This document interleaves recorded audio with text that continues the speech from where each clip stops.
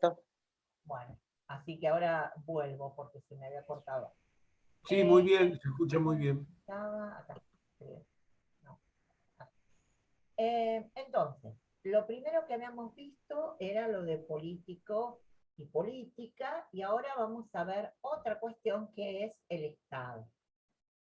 Antes que me olvide, un comentario. Uno de los, por ahí lo han visto ya en la tecnicatura, nosotros lo retomamos porque es muy interesante, que es lo que ocurrió en la política pública que determinó la ciudad de Medellín, en realmente una trama muy importante de vinculación entre el Estado y los sectores particulares, que superaron, y ahí estuvo seguramente eh, la mayor fortaleza de ese plan, que fue el tema de superar la gestión política de turno, ¿no? El plan de Medellín es uno de los planes que vamos a trabajar en términos de política pública pensado para que supere la instancia de una gestión. Eso implica un trabajo muy fuerte y sostenido en el tiempo entre distintas organizaciones. Bien, ¿qué pasa con el otro concepto clave que es el concepto de Estado?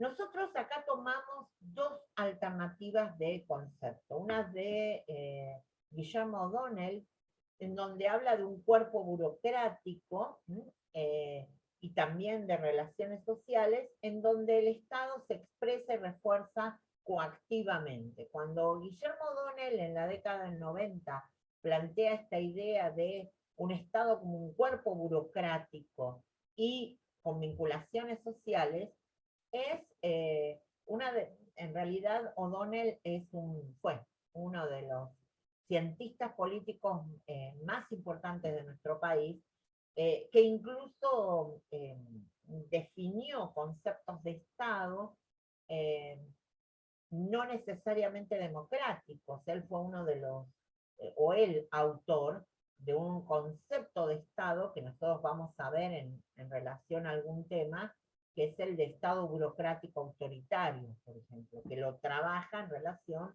a algunos de los regímenes de gobierno militar que tuvimos aquí y en Brasil. Él trabaja en una perspectiva comparada desde los 70 en adelante. Después está Oscar Oslak, que es uno de los más importantes teóricos en relación al Estado de nuestro país.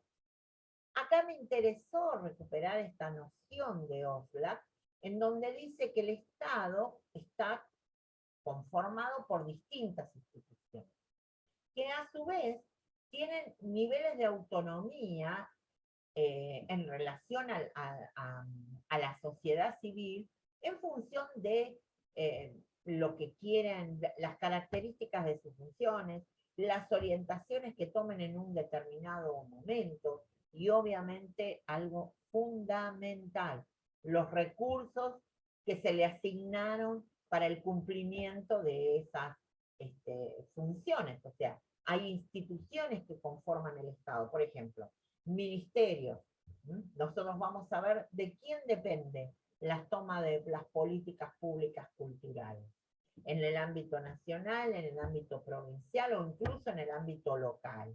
¿Bien? ¿Qué institución o instituciones comprende eso? El grado de lo que significa, si es un ministerio, es una secretaría, es un departamento, también depende de la identificación en esta idea del cuerpo burocrático, que se pueda pensar en lo que puede hacer, de acuerdo a lo que también tiene como recurso, y también, por supuesto, a las orientaciones, definiciones de prioridad que en algún caso tome quienes estén a cargo del propio gobierno, ¿verdad? Ahora, cuando hablamos de la política, vamos a hablar de dimensiones. Y vamos a tomar tres dimensiones de la política. Una amplia que tiene que ver con todo lo que termina estableciendo el poder, ¿no? Que obviamente es ejercido por personas, ¿no? Y en realidad ahí tiene que ver con el análisis del Estado, del sistema, por ejemplo, cuáles son las instituciones que tienen un sistema democrático, quiénes están en los poderes, ¿no? ¿Cómo es el mecanismo de acceso a ellos? Una dimensión absolutamente amplia. Ahora, hay una segunda dimensión que tiene que ver con algo que recién hablábamos, que es que la política es lucha por el poder.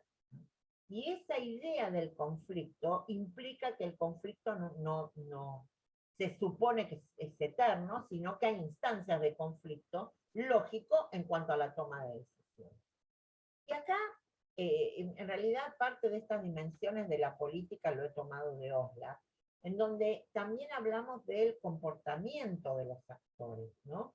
En cuanto a el proceso de negociación, de cooperación, que tienen que poner en acción en relación a un problema, ¿no? No nos vamos, no es objeto de nuestra materia, ni mucho menos, pero lo cierto es que piensen en estas dimensiones de la política a propósito de lo que estamos viviendo en los últimos tiempos en relación a la gestión de la pandemia, en las distintas jurisdicciones, y piensen si no tiene que ver con todos estos procesos de los que estamos hablando, de negociación, de conflicto, de concertación, de cooperación o de la ausencia de la misma. En tercer lugar, vamos a hablar de las acciones o las decisiones que un gobierno directamente adopta. Y ahí están las políticas públicas, ¿ya? Un gobierno define hacer tal cuestión. Por ejemplo, define hacer un plan de becas para estudiantes de los institutos artísticos, por ejemplo, o de educación artística en general. Esa es una política a nivel de los institutos, por ejemplo, de jurisdicción provincial. Lo adopta tal provincia para sus institutos, un sistema propio de becas. O otra política podría ser la entrega de materiales o de dinero para solventar cuestiones necesarias en determinadas instituciones educativas, por ejemplo. Una política pública es entonces una definición que implica una acción, ¿ya? Están orientadas, como dice ahí, a la resolución de problemas que una sociedad o el gobierno han definido como público. Cuando hablamos de público, fíjense lo que puse allí, es lo que merece atención por parte del gobierno. Dice, bueno, ¿por qué voy a generar un fondo de becas para tal instituciones o tales instituciones educativas? Y porque de pronto hay muy pocas personas que están ingresando en la, digamos, que están ingresando en alguna carrera, entonces yo las quiero incentivar, ¿bien? La otra cuestión es eh, las definiciones no son para, están orientadas, digamos, a un sector, a eso me refiero, o sea, están definidas porque en ese sentido las autoridades definen, por ejemplo, los recursos para eso. Si yo digo voy a hacer un plan de beca, bien, debo contar con los recursos para generar ese plan de beca, ¿bien? Fíjense que hay muchísimos ejemplos que tienen que ver con definiciones que de pronto han continuado y otras que no tanto.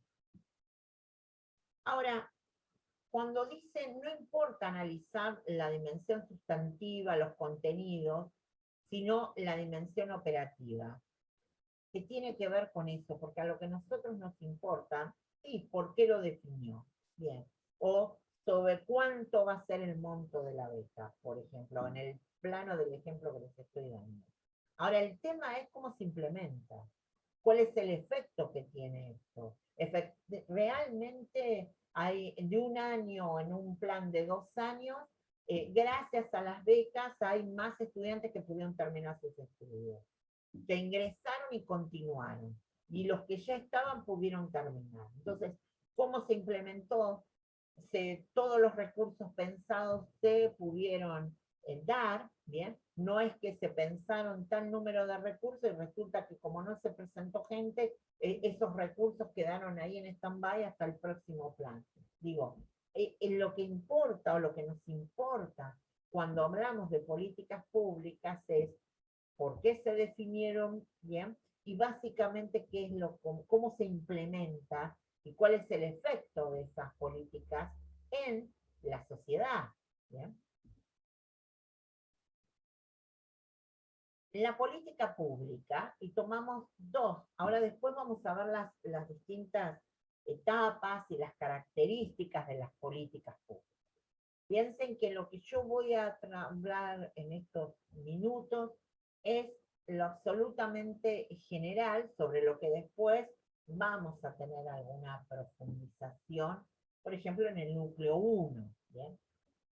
¿Qué dicen estos autores, Meny Twain, en relación a qué es la política pública? Dice, es el resultado de la actividad de una autoridad investida de poder público y de legitimidad gubernamental.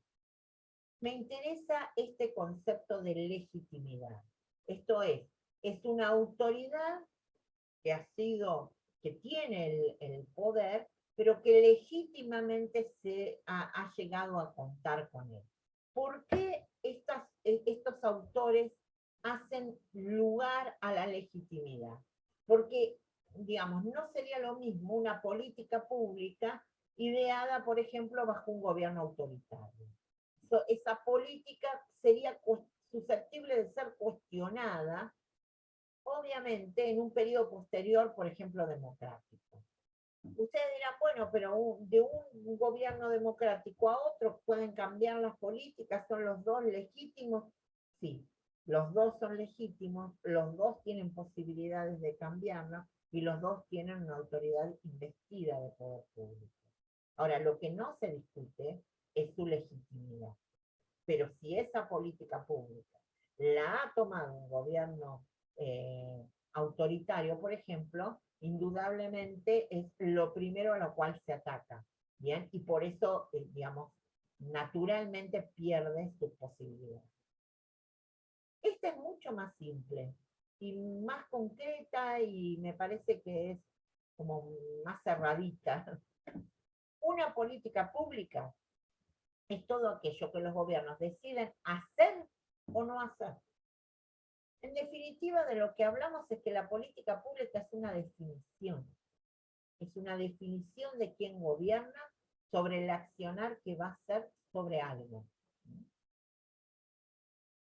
Características de la política pública, según estos autores que habíamos dicho que ellos hablaban muy fuerte de la legitimidad, ¿bien? Porque le dan una presencia importante a que las definiciones sean de un gobierno que es considerado legítimo, porque eso da garantías, ¿bien?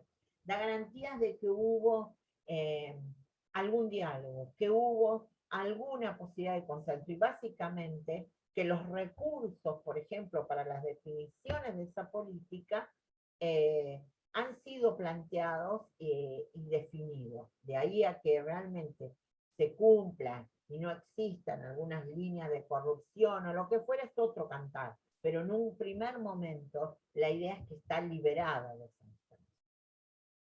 ¿Qué tiene una política pública, según estos primeros autores que fueron los que vi? Toda política pública moviliza recursos, por eso esta idea de que estos autores hablan de lo legítimo. Yo tengo un gobierno autoritario y no sé muy bien de dónde viene esto. O si tengo un gobierno que es democrático, pero tiene, digamos, está muy, muy cercano a la corrupción o tiene prácticas corruptas, ¿no? ¿De dónde vienen los recursos para esa toma de decisión? ¿Quién ha solventado o ha colaborado en esto, ¿no? Entonces, por eso, para estos autores, la política pública moviliza recursos necesarios para obtener un resultado. O sea, no podemos hablar de política pública si no tenemos los recursos para hacerlo. Es absolutamente, digamos, es inviable, ¿no? O sea, si se define una política, hay que tener, una política pública hay que tener los recursos. Si se define, no sé, por ejemplo, armar un circuito de visitas guiadas entre X número de museos, por ejemplo, de salas culturales en una ciudad.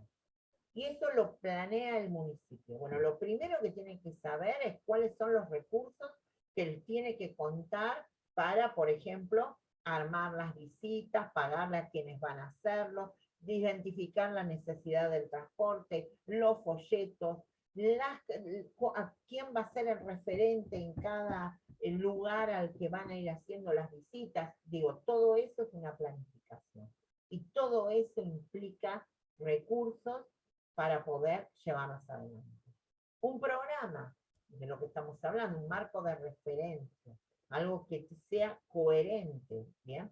Y que tenga algo que es fundamental, y que cuando empecemos a ver algunas de estas políticas públicas, por ejemplo, lo que yo les decía de Medellín. Medellín, como saben, por ahí algunos ya saben del plan de Medellín y les pido disculpas si lo tomamos de modelo. Medellín fue una ciudad que en su momento terminó siendo una ciudad en disputa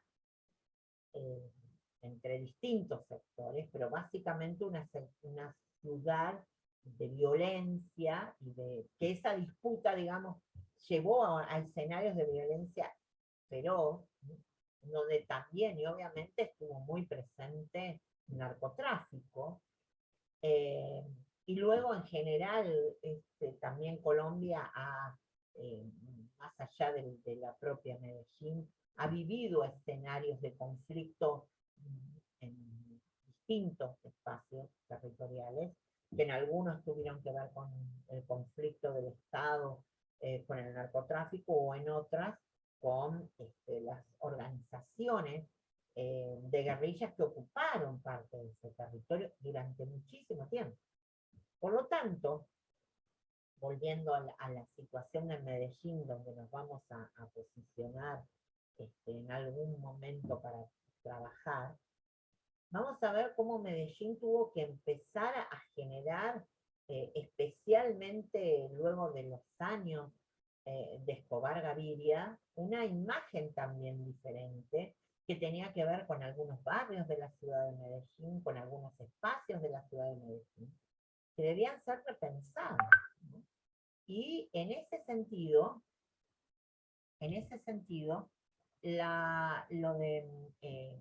la definición de, por un lado, de la propia ciudad de Medellín y por otro lado de los distintos gobiernos por los que ha pasado Colombia, en donde incluso no son del mismo partido gobernante, ha sido mantener una política pública cultural como central para todo lo demás en cuanto al resto de las definiciones. Medellín se transforma mediante una política pública de integración entre quienes están en el gobierno, entre la sociedad civil, y en la sociedad civil digo los barrios, las bibliotecas, los centros culturales, los museos, tanto del ámbito público como privado. O sea, hay una interacción de definiciones conjuntas, pero finalmente fueron los gobiernos los que tomaron la definición de decir, bueno, vamos a encarar a hacer, por ejemplo, los murales, o vamos a encarar a hacer todo el complejo de escaleras que conecte las con estaciones en donde vayan subiendo y bajando los habitantes de zonas que en su momento habían sido y eran identificadas, por ejemplo, con el narcotráfico. Eso fue una política pública. La definición de hacer de Medellín una ciudad en donde aquel conflicto tan grave que vivieron se vaya superando. Esa definición fue una definición además de política pública cultural. Y para esa definición, que además fue pensada desde el gobierno con los distintos sectores de la sociedad civil, necesitaban recursos. Y el Estado colombiano subsidió gran parte de esas definiciones, independientemente de los aportes que para algunos otros campos, digamos, de las definiciones también se tomaron, pero lo más importante lo puso el Estado. Ahora, ahí hay un programa, hay un marco de referencia para hacerlo. Una orientación normativa, esto es, unas definiciones con las finalidades, como dice ahí, una expresión de finalidades, colocarla en una norma que dé cuenta de la legalidad, de la legitimidad de las definiciones formales. Un factor de coerción, esto es, defino la idea de las bibliotecas ambulantes, por ejemplo, que vayan por los distintos barrios. Bueno, eso tiene que ser aceptado, discutido, trabajado, hasta que finalmente, efectivamente, se realice. Competencia social, las políticas públicas se dirigen a determinados grupos o poblaciones, ¿bien? Para buscar modificar sus comportamientos o incluso para reforzar aquellos que de pronto se habían abandonado. ¿Qué dice Martínez Nogueira con respecto a las políticas públicas? Es un campo de acción, o sea, no puedo pensar la política pública si no pienso en algo que debo hacer. No es algo que está en el papel, ¿entiendes? No es una cuestión que está en el papel en algún momento, ¿no? Y hay una declaración de intención en el sentido, quiero hacer esto, voy a hacer estas etapas, hay un proceso por el cual lo puedo pensar, lo trabajo, lo puedo poner por escrito, pero todo esto, en algún momento que le di forma, va a tener que ser puesto en acción. Eso es algo clave en las políticas públicas. Las políticas públicas son para la acción. Y nosotros, dentro de esas políticas públicas, vamos a tomar, por ejemplo, una línea de las políticas públicas culturales. Algo vamos a hacer con esto. Por eso me interesa que sepamos de qué hablamos cuando hablamos de políticas públicas, ¿bien? Porque después le vamos a tomar las políticas públicas culturales. Y luego vamos a trabajar en términos de comparación. Esto es, ¿qué definición frente a este problema, por ejemplo, medianamente similar, tomó un país y otro? También quiero aclarar, en las políticas públicas comparadas, mayoritariamente de lo que nosotros vemos en nuestro programa es en relación a América Latina. En el único momento donde nos vamos a correr hacia otros espacios va a ser en el último, en el de las políticas públicas de memoria, porque bueno, hay antecedentes en el ámbito especialmente europeo. Vamos a trabajar ahí dos dimensiones. Una va a ser todo lo que tiene que ver con el Holocausto en algunos sitios, por ejemplo en Polonia puntualmente, o en Francia, y en otro vamos a trabajar el caso español, mínimamente porque es el que últimamente se está moviendo más, digamos, en el tema tardíamente, real, tardíamente, pero bueno, frente a las definiciones necesarias, a veces no importa el tiempo. El asunto es que se tome, y en el caso de España se está tomando ahora. Entonces decíamos, un campo de acción definidito, una declaración de qué es lo que quiero, identificación del proceso sobre el cual voy a hacerlo, y una vez, digamos, el accionar, una vez que está todo el diseño, el accionar, las acciones directas para empezar a que esa política pública efectivamente la pueda ver y se inicie su vida.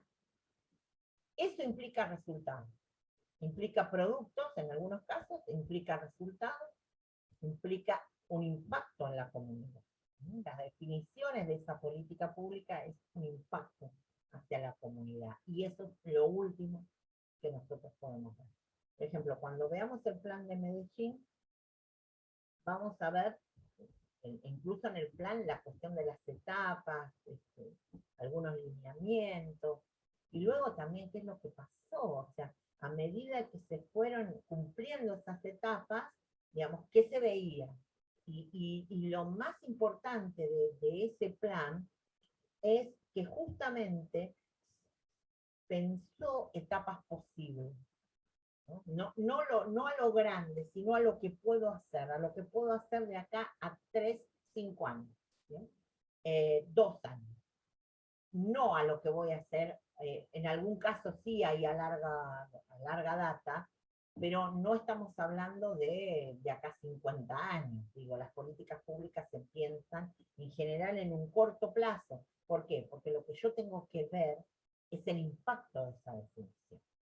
Y puedo a partir de ahí replantearme la siguiente etapa, buscar los recursos necesarios para lo que sigue, etcétera, etcétera.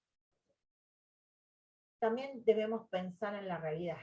Nos puede gustar o no. Hoy por hoy, y en los últimos años en la vida en América Latina, en nuestro país ni que decirlo, pensar en una cuestión de recursos es muy complejo. ¿Bien? Es muy complejo. Básicamente por la cuestión inflacionaria. Por ejemplo. Uno puede pensar un presupuesto para determinada accionar pensado, y terminamos siempre haciendo un presupuesto mayor pensando en cómo va a ser la inflación que sigue. Pero si uno mira algunas definiciones de políticas públicas en países de una economía más estable, digamos, eso da otras alternativas, ¿me entienden? Hay posibilidades de continuidad y de revisión y de trabajo, ¿no? Esto es muy complejo en el ámbito latinoamericano. Y ya que estamos, vamos a políticas culturales. De esto ustedes ya saben, así que no voy a tratar de recuperar lo que hemos estado hablando para que nos podamos ubicar en un concepto acá. El estudio de las políticas culturales indudablemente implica política y cultura. ¿Qué dice el origen de la civilización? Esto está tomado de una definición que voy a poner en discusión, por eso lo hago. Y digamos, la idea de civilización pensada en la idea de una vida en sociedad, ¿no?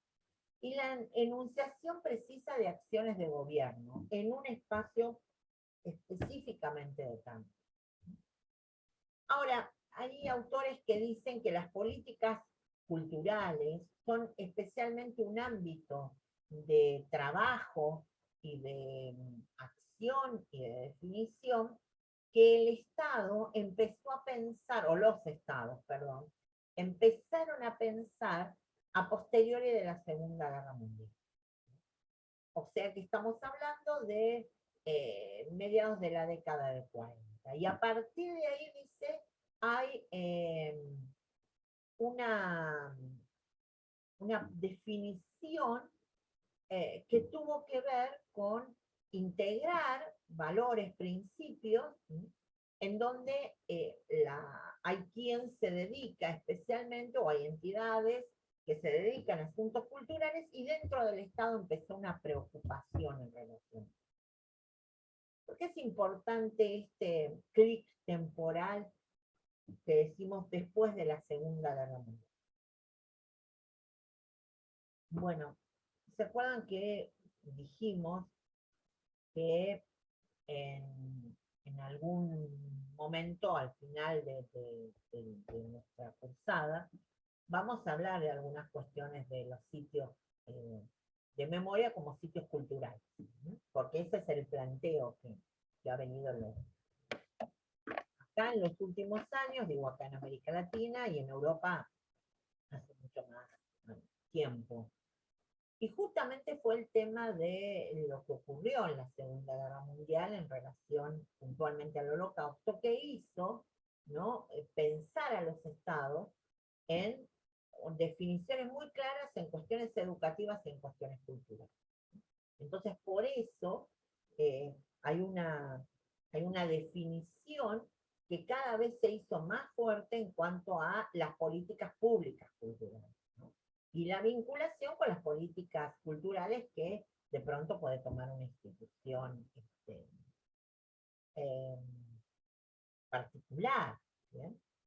Pero tiene que ver con eh, una situación que se da a partir de la Segunda Guerra Mundial. ¿Qué pasa con América Latina? Que es lo que a nosotros nos importa.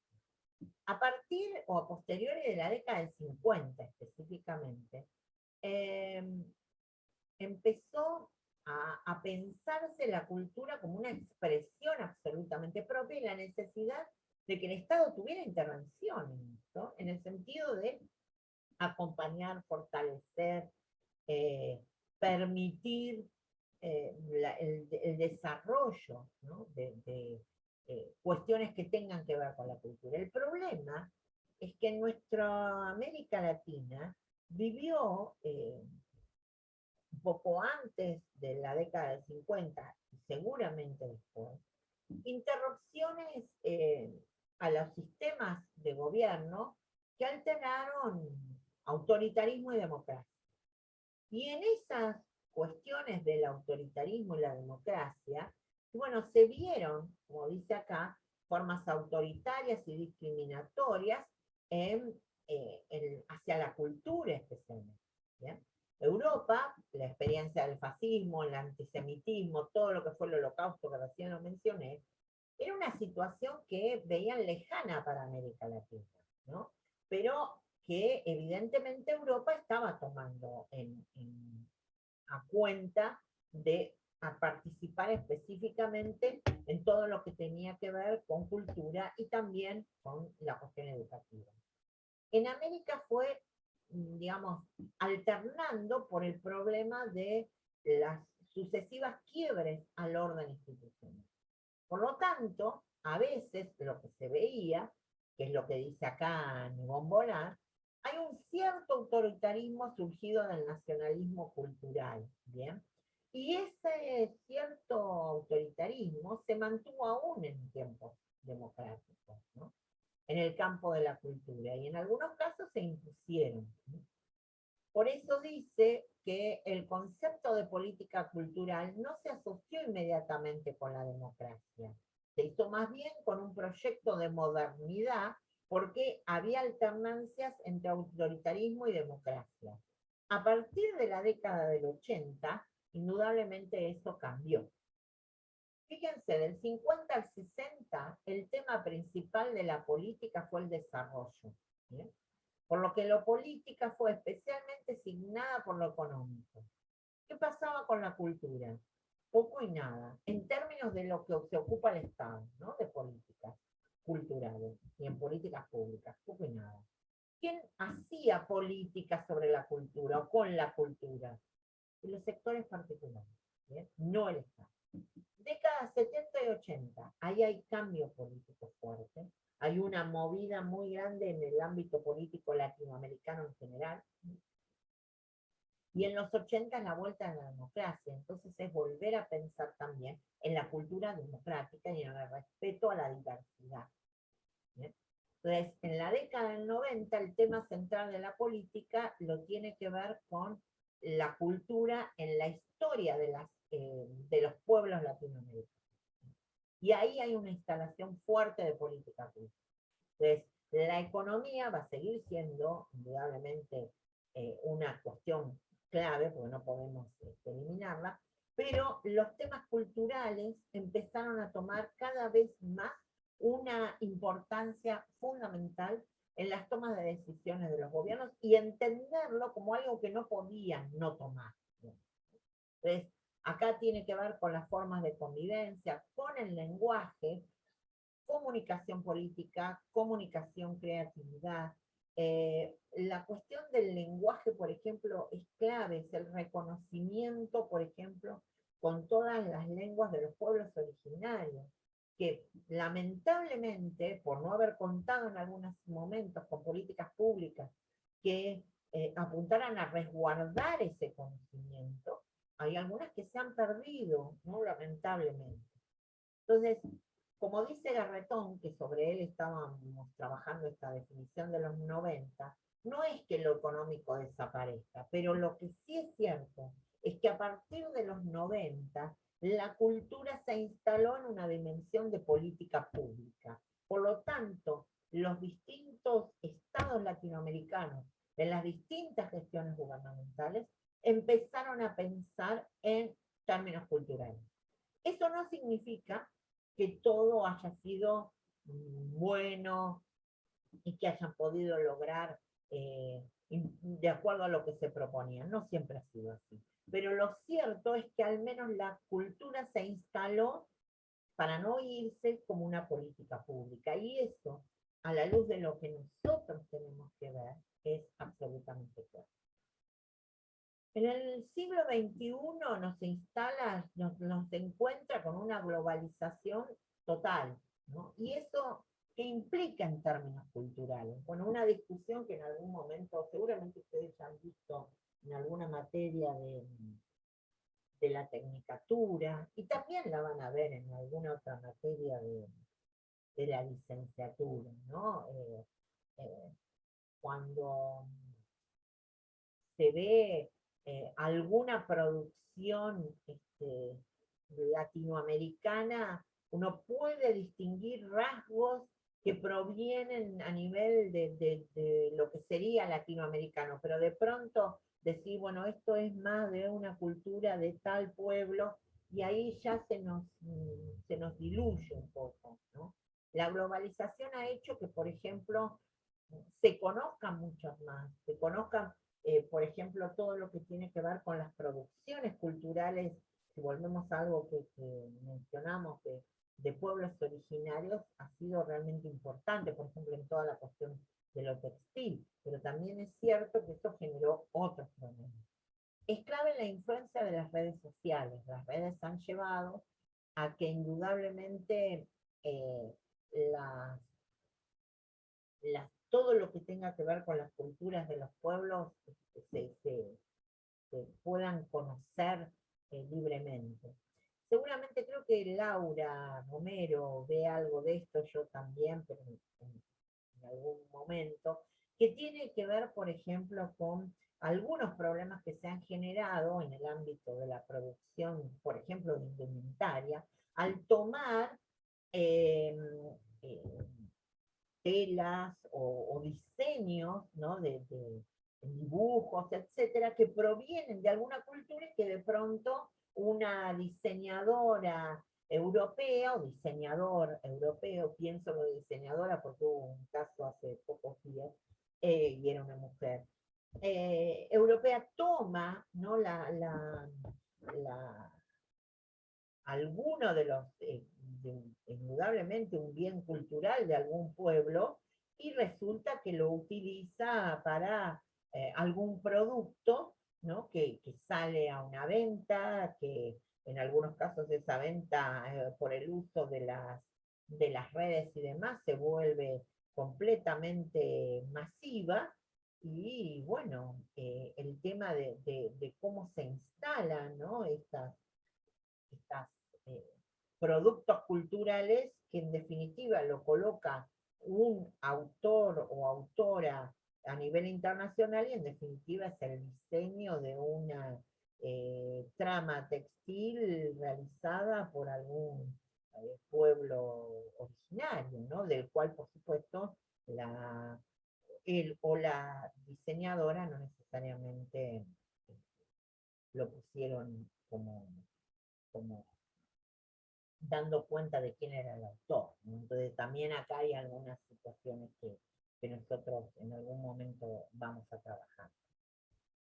Y también vamos a llegar a esta pandemia, porque que empezó el año pasado, que sigue hoy, y qué es lo que le pasa a las definiciones de políticas culturales, tanto en el ámbito público como en el ámbito privado. Vamos a ver algunas definiciones. Por ejemplo, a ver, en el ámbito público, una de las definiciones tuvo que ver con qué hacer con los espacios culturales se llamen, por ejemplo, museos, que dependen del Estado, ¿no? De los distintos gobiernos. ¿Cómo se reubicaron en esta cuestión pandémica, ¿no? Se, eh, se tuvieron que plantear la virtualidad, las visitas, las famosas visitas virtuales que podemos hacer a algunos museos desde que la pandemia eh, apareció y que de pronto nunca pudimos hacer o que de pronto no vamos a hacer porque no nos vamos a ir ni hoy, por ahí nunca a algún país a poder verlo, ¿entienden? Pero la pandemia alteró esto y también tuvo que ver con la reestructuración de todos los espacios culturales y de las personas dedicadas a la cultura, que indudablemente es impresionante. Y que creo que lo que vamos a plantear es algún artículo de alguna situación problemática como para discutir, pero lo que sí sabemos es que esto es un tema y que lo vamos a ver de acá a muchos años, ¿no? Vamos a ver o a pensar qué es lo que pasó, ¿no? Con esto, porque indudablemente la cuestión del impacto de la pandemia en la cultura, algo estamos viendo, ¿no? Pero nos falta un montón, no sé. Lo que estamos viendo, por ejemplo, en la situación con el teatro, por ejemplo, la imposibilidad del uso de los espacios en algunos momentos. Todo lo que descubrimos a partir de streaming, los conciertos por streaming, digamos, es todo un universo que no es que no existiera antes de la pandemia, había algunos ejemplos aislados, pero ahora se ha vuelto casi común, ¿entiendes? Entonces, eso es indudablemente un efecto para pensar en qué es lo que va a pasar de aquí en más con las políticas culturales a propósito de la pandemia, cómo va a ser incluso el destino de fondos que el Estado va a querer hacer o va a tener que definir sí o sí para esto, y también cómo los particulares se han ido adaptando, ¿no? Para esto. Yo pensaba el otro día, digamos, uno de los fenómenos en términos digamos, música de rock en la Argentina es lo que mueve el Indio Solari, ¿bien? Y el último fin de semana, no, el anterior, no, sí, esto mueve la semana pasada con un show por streaming desde una ciudad que ya no existe, ¿no? Y que define un concierto con ventas, pero en una forma impresionante, que le colapsó el sistema y tuvieron que darle libre acceso porque se les, digamos, reventó Ticketek y no entraba nadie más. Parecía uno de los conciertos presenciales, digamos, del Indio, donde el último había sido un desastre en el 2017, ¿se acuerdan? Que explotó de gente en el espacio y todo lo que ocurrió. Y bueno, pero acá le explotó el Internet, digamos, le explotó el sistema de acceso al concierto. O sea que también vamos a trabajar algunas de estas cuestiones de cómo, y eso lo vamos a ver al final, de cómo la pandemia ha impactado las definiciones culturales, ¿no? Y las va a seguir, porque indudablemente hay cosas que ya sabemos que llegaron para quedarse, ¿no? Y, por ejemplo, hoy hablábamos con Laura Romero y decíamos, bueno, el seminario del segundo cuatrimestre, ¿qué vamos a hacer? Y ya lo definimos, lo vamos a dar virtual igual, para que, si como hay gente que está en otras ciudades y demás, pueda aprovechar este año y cerrar cursadas, ¿me entienden? Entonces, eso no lo hubiéramos pensado jamás si no hubiera existido la pandemia. Así que mírenle el lado positivo. Hay muchos de ustedes que van a poder seguir cursando una licenciatura gracias a esto, y nosotros vamos a hacer lo que podamos acompañando, ¿no? Pero bueno, de eso se trata el proceso de adaptación, y la cultura y las políticas culturales, tanto las políticas públicas como las políticas del sector privado, que no son políticas, pero son definiciones políticas, son los que vamos a ir trabajando, ¿bien? Entonces, en este primer bosquejo yo hablé de la política, lo político lo que se define desde allí que tiene que ver con el Estado, y lo que ocurrió en general en América Latina en términos generales, ¿no? Las últimas décadas en relación a la cultura como una definición que le compete también al Estado y que se debe hacer cargo de él, más allá de la cuestión privada que obviamente del núcleo introductorio uno quedan algunos conceptos que tienen más que ver con el con, que los vamos a ir trabajando en los otros núcleos, por ejemplo, que es la cuestión del desarrollo, o que es la cuestión de los derechos culturales, o lo que sería historia y memoria. Bueno, todo eso lo vamos a ir viendo más adelante. Por este encuentro que ya lleva un rato largo, vamos a precisar algunas cuestiones. Yo les voy a subir